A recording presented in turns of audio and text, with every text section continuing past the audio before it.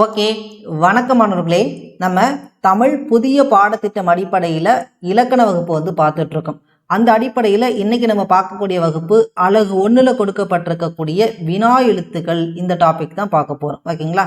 So இந்த topic பொறுத்தவரை உங்களுக்கு ரொம்ப ரொம்ப முக்கியமான ஒரு டாபிக். ஏன்னா அலகு 1ல் உங்களுக்கு 25 வினாக்கள் கேட்கறதுனால அலகு 1ல் இருக்கக்கூடிய எல்லா டாப்பிக்கும் அதிக முக்கியத்துவம் கொடுத்து படிங்க. ஏன்னா அதிகப்படியான வினாக்கள் தமிழில் இந்த யூனிட்லேருந்து தான் உங்களுக்கு கேட்க போகிறாங்க. சரி, ஓகே. இப்போ இந்த வினா எழுத்து அப்படிங்கிற இந்த டாப்பிக்கை நீங்கள் முழுசாக முடிக்கணும் அப்படின்னா ஒரு 4 ஸ்டெப்ஸை கரெக்டாக ஃபாலோ பண்ணுங்கள். ஓகேங்களா? ஸ்டெப் 1 பார்த்துட்டிங்கன்னா நம்மளுடைய நோட்ஸு ப்ளஸ் கிளாஸை ப்ராப்பராக கம்ப்ளீட் பண்ணுங்கள். அதன் பிறகு ஸ்கூல் புக்கில் இந்த டாபிக் எங்கே இருக்குது அப்படிங்கிறத நம்ம சொல்லியிருக்கோம். ஸோ அதுக்கான பிடிஎஃப்பும் கொடுத்துருக்கோம். அதை சரியான முறையில் பயன்படுத்துங்க. அதன் பிறகு பிஓக்கு இந்த டாபிக் ரிலேட்டடாக கேட்டிருந்தாங்க அப்படின்னா கண்டிப்பாக ஒர்க் அவுட் பண்ணிடுங்க.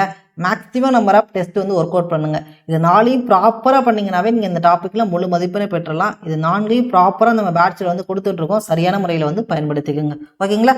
சரி, ஓகே. இப்போ நம்ம பார்க்கக்கூடிய டாபிக் என்னன்னு பார்த்துட்டிங்கன்னா வினா எழுத்து. ஓகே, இப்போ ஃபர்ஸ்ட் ஆஃப் ஆல் இந்த டாபிக் ஸ்கூல் புக்கில் எங்கெங்கெல்லாம் இருக்குது அப்படிங்கிறத நான் உங்களுக்கு பேஜ் நம்பரோட சொல்லியிருக்கேன் பாருங்கள். 6th standard new book term 2ல் 65வது பக்கத்தில் இருக்குது. 6th ஓல்டு புக் டேர்ம் 2ல் 42வது பக்கத்தில் இருக்குது. 6th ஓல்டு புக் டேர்ம் 3ல் 55வது பக்கத்தில் இருக்குது. 7th ஓல்டு புக் டேர்ம் 1ல் 17வது பக்கத்தில் இருக்குது. ஓகேங்களா? ஸோ இந்த 4 இடத்துலையுமே இந்த டாபிக் உங்களுக்கு கவர் ஆகுது. ஸோ இந்த டாப்பிக்கை நம்ம கிளாஸை முடிச்சுட்டு கண்டிப்பாக இந்த 4 இடத்துலையுமே நீங்கள் ஒரு கிளான்ஸ் கண்டிப்பாக ரீட் பண்ணிடுங்க. அப்போ தான் உங்களுக்கு முழுமையான புரிதல் கண்டிப்பாக கிடைக்கும். ஓகேங்களா? சரி, ஓகே. இப்போ வினா எழுத்து அப்படிங்கிற டாபிக் ஸ்டார்ட் பண்ணலாம். ஓகேவா? சரி, ஓகே. இப்போ இதுக்கு முன்னாடி வகுப்பு என்ன பார்த்தோம் அப்படின்னா சுட்டு எழுத்துக்கள் அப்படின்னு பார்த்தோம். இப்போ சுட்டு எழுத்துக்கள்லாம் என்ன சார் அப்படின்னா ஒன்றை சுட்டி காட்டு இது பயன்படுதோ அது சுட்டு எழுத்துக்கள்னு சொன்னோம். அதே வினா எழுத்துக்கள் அப்படின்னா என்ன சார் அப்படின்னா வினா பொருளை தரக்கூடிய எழுத்துக்கள் வினா எழுத்து. ரொம்ப எளிமையான கொஸ்டின்ஸ் தான். வினா எழுத்து அப்படின்னா வினா பொருளை தரக்கூடிய எழுத்துக்களை வினா எழுத்துக்கள்னு சொல்லுவோம்.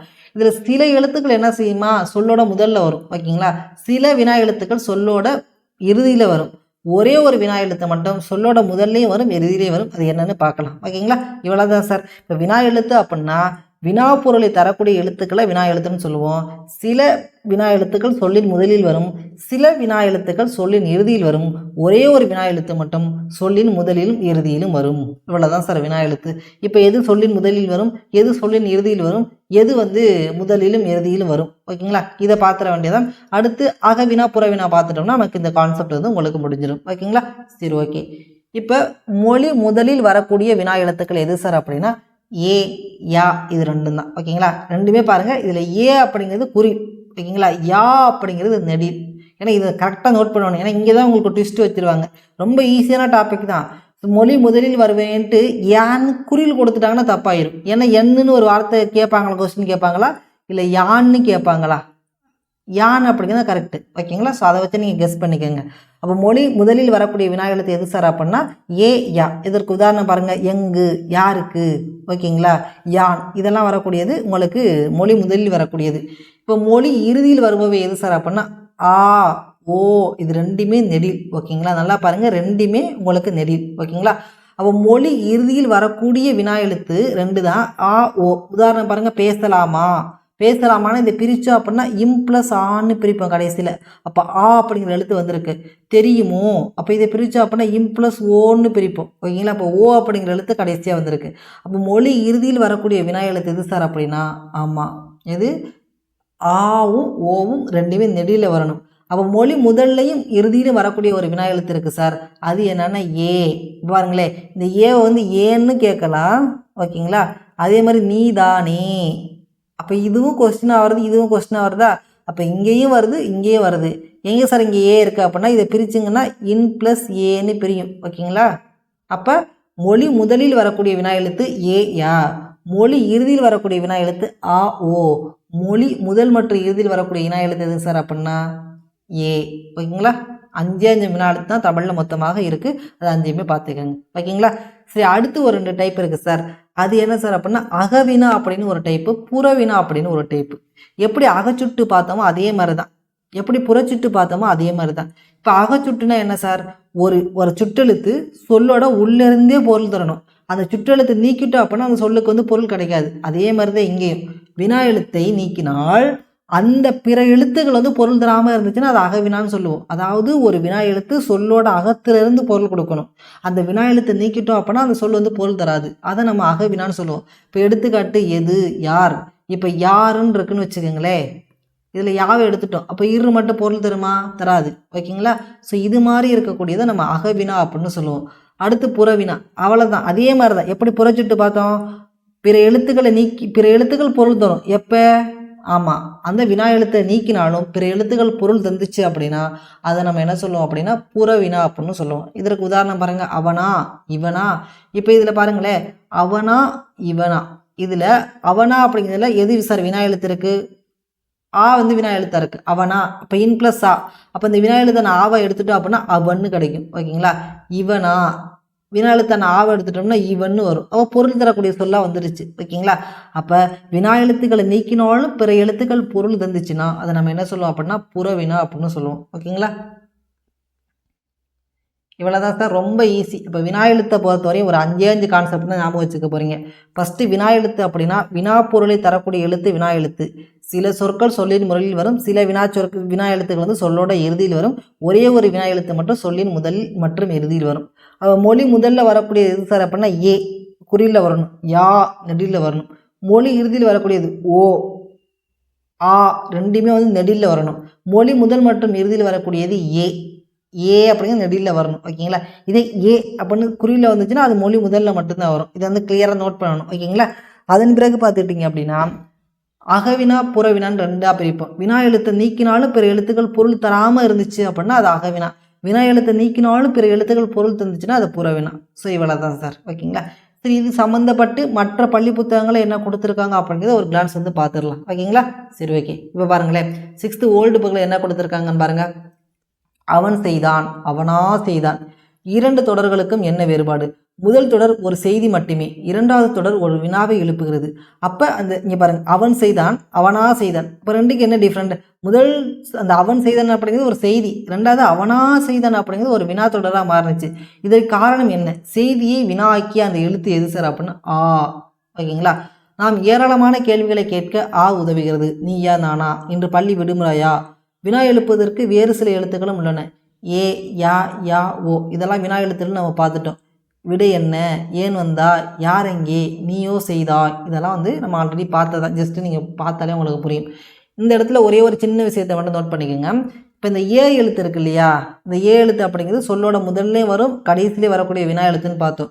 இது வினா எழுத்துக்கு மட்டும் இல்லாமல் அழுத்தம், ஒரு சொல்ல வந்து அழுத்தமாக சொல்கிறதுக்கு இது பயன்படுது அப்படின்னு சொல்கிறாங்க. அவன் செய்தான், அவனே செய்தான். அப்போ அவன் செய்தாங்கிறது நார்மலாக சொல்கிறது, அவனே செய்தான் அப்படிங்கிறது அழுத்தம் கொடுக்குது. பாருங்களேன், சீதையே சிறந்தவள். அப்போ சீதை சிறந்தவள் அப்படிங்கும்போது நார்மல் சென்டென்ஸ் தான். இந்த சீதையே சிறந்தவள் அப்படிங்கும்போது சீதையை அழுத்துது. ஓகேங்களா? இப்போ உணவு மருந்து, இது நார்மல் சென்டென்ஸ், செய்தி வாக்கியம். உணவே மருந்து அப்படிங்கும்போது அந்த இடத்துல ஒரு அழுத்தம் கொடுக்குது. ஓகேங்களா? இப்போ இந்த காலத்தில் அந்த ஏக்கு பதிலாக நம்ம என்ன சொல்கிறோம் அப்படின்னா தான் அப்படிங்கிற வார்த்தையை வந்து பயன்படுத்துகிற பழக்கத்தை கொண்டு வந்தோம். அவன்தான் முதலில் வருவான். இப்போ அவன் முதலில் வருவான் அப்படிங்கிறது ஒரு செய்தி தொடர் தான். அவன்தான் முதலில் வருவான் அப்படிங்கிறது ஒரு அழுத்தம் கொடுக்குது. சீதைதான் சிறந்தவள், ஒரு காலத்தில் பாருங்கள் சீதையே சிறந்தவள் அப்படின்னு யூஸ் பண்ணதை இப்போ சீதைதான் சிறந்தவள் அப்படின்னு யூஸ் பண்ணியிருக்காங்க. ஸோ இவ்வளோ தான் வந்து ஜஸ்ட்டு தெரிஞ்சுக்கோங்க. இப்போ ஏ அப்படிங்கிற சொல் வந்து ஒரு வினா எழுத்தாக மட்டும் இல்லாமல் அழுத்தம் கொடுக்கவும் பயன்படுத்தப்படுது அப்படிங்கிறத தெரிஞ்சுக்கணும். ஓகேங்களா? ஸோ இவ்வளோ தான் இந்த இடத்துல நீங்கள் புரிஞ்சிக்க வேண்டிய ஒரே ஒரு கான்செப்ட். நெக்ஸ்ட்டு பார்த்துட்டிங்கன்னா 6th ஓல்டு புக்கில் டேர்ம் 3 என்ன கொடுத்துருக்காங்கன்னா ஒன்றுமே இல்லை. பாருங்கள், ஏ, யா, ஆ, ஓ, ஏ ஆகிய 5மே வந்து வினா எழுத்து. ஆகியவே வினா எழுப்பும் எழுத்துக்கள். ஏ என்பது சொல்லோட முதலிலும் இறுதியிலும் நின்று வினா பொருளை தரும். இவ்வளோதான் சார் ஸ்கூல் புக்கிலே கொடுத்துருக்காங்க. ஜஸ்ட் இதை ரீட் பண்ணிக்கோங்க போதும். ஓகேங்களா? நெக்ஸ்ட்டு பார்த்துட்டிங்க அப்படின்னா 7th ஓல்டு புக்கில் என்ன கொடுத்துருக்காங்க பாருங்கள். ஏ என்னும் வினா எழுத்துக்கு முன் வல்லின எழுத்தை முதலாவதாக உடைய சொற்கள் வந்தாலும் வல்லினம் மிகும்.